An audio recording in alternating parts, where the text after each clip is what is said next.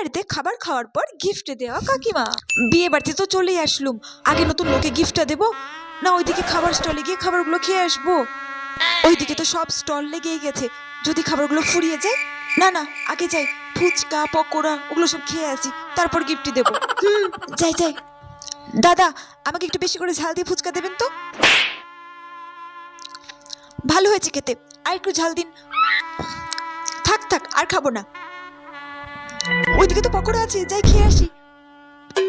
বেশি করে পকোড়া দিন তো, বেশি করে চিকেন পকোড়া দিন। এ বাবা, বেশি বেশি করে এগুলো খেয়ে পেটটা ভরালে হবে না। ওইদিকে তো আবার খাসির মাংস আছে, পোলাও আছে, ভালো ভালো রান্না হয়েছে, ওগুলোও তো খেতে হবে। ও, গিফটটাই তো দেওয়া হয়নি।